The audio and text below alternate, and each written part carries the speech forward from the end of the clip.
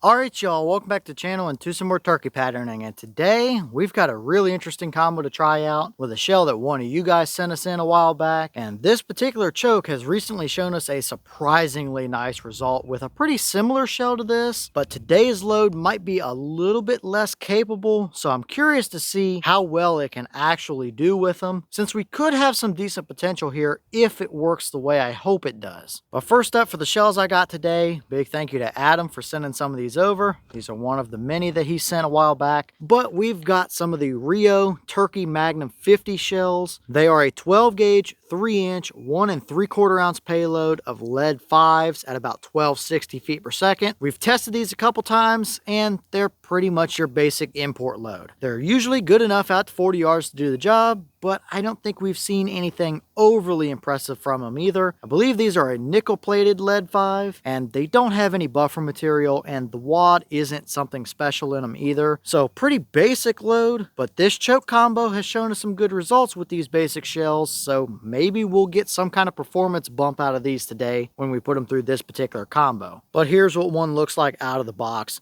They are a really high brass shell, a lot higher than what you would typically see, that's for sure. But you can't really tell anything else about them, just your pretty basic import style shell overall. Before the setup we're running today, I brought out my old Mossberg 500. It's got a 28-inch barrel on it, and we're going to be running the Primos Tight Wad. It's a 660 constriction choke, and like I've been mentioning, this choke just recently showed us a very nice result with the Winchester Super X loads, which are another basic budget-oriented option that's about the same price as what these shells are, $1 or maybe just a little bit over $1 around. I think the Winchester shells are better than what these Rios are going to be, but they are a very similar loading overall, so maybe the Tight Wad can do it again today. If it can, then this choke might be really hard to beat out of this Mossberg, so we'll see what happens. But as for today's test, everything is set up the same as usual. The turkey target is at 40 yards, and we've got the chrono to get our velocity. So let's get you guys a view of that target. We'll take our shot, and hopefully that Tight Wad can really give us another nice performance with these Rio shells. I think the shells are probably going to be the limiting factor, but this is a budget combo overall. A $10-ish box of shells with a $20-ish choke. So you never know what's going to happen until you try it. So let's take our shot and see what we get.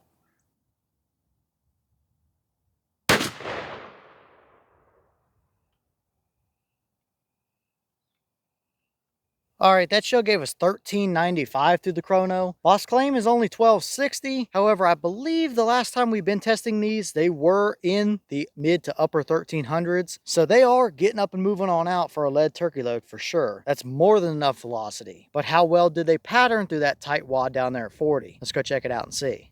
Alright, so now we're down here at our 40-yard paper, and this is about what I realistically expected, to be honest with you. I was hoping that tight wad would give us some magical performance here. I thought there was a chance, at least a slim chance of it happening, but I'm not entirely surprised either. This has been about the normal for these shells. Is this much more broad, much more field or small game oriented type of pattern? But do we have a dead bird at 40? Yes, we do. There's one through the eyeball and a couple more down the spine that would have done the job. And I think the bottom half of our pattern is a little hotter than the top. Maybe we favored a touch low from that combo. So it is a 40-yard capable turkey pattern. However, you're going to cover the entire turkey with pellets at the same time. Probably not exactly what you want, ideally anyway, even if it would do the job, which it will. So if we bring it in here and look at where our core is, it's kind of right down near that bird's beard area. Maybe it might be a slight little bit hotter down there than it is outside of that core area, but I don't think it's really much of anything at the end of the day. And obviously you can see we covered the entire rest of the paper and pellets kind of all over the place. Nothing special to see there, that's for sure. That would make a decent wing shooting pattern, especially if you could still use lead for ducks and stuff like that. And that would work great for small game or upland hunting, although it's more shell than what you really need to do that kind of stuff with. But I'm not overly surprised. The big factor with these shells is, yeah, they are a cheaper import load. I believe they're regular nickel plated lead, not copper plated, which that still does help, don't get me wrong, over unplated lead. The big thing is with these shells, they don't have any kind of special wad to them. It's a basic kind of target style wad, which we will look at here in a minute, and I think that makes a massive difference. You don't necessarily need plating or need buffer, but it does matter what wad you use and what velocity you're pushing it to. And as you saw, we were up in the high 1300s with these shells. It's too much velocity for the wad and how they're loaded to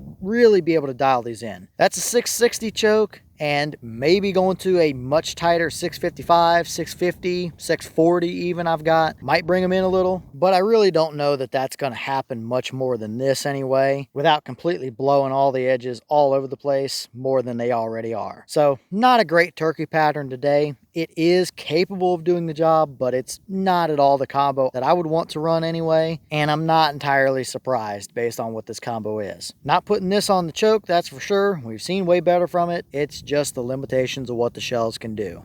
And here is that wad from those shells. Immediately you can tell that it is not a turkey oriented wad. It's your basic field style, small game looking wad, nothing fancy or special. These don't really do a ton for pattern performance. They're more so to just protect the bore from lead contact and stuff. They do help over having no wad, but as far as actually constricting anything down like a turkey pattern would like to be, this just really isn't it. And obviously with that kind of payload, you're going to have pellets stacked way above it, and when you're pushing that kind of velocity at over 1300 up closer to 14, it's going to completely push this wad through the entire shot column, and you're going to get the results like we saw today. I was hoping we could kind of overcome this and compensate for this with that particular choke, but not really the case, although not really too surprising either.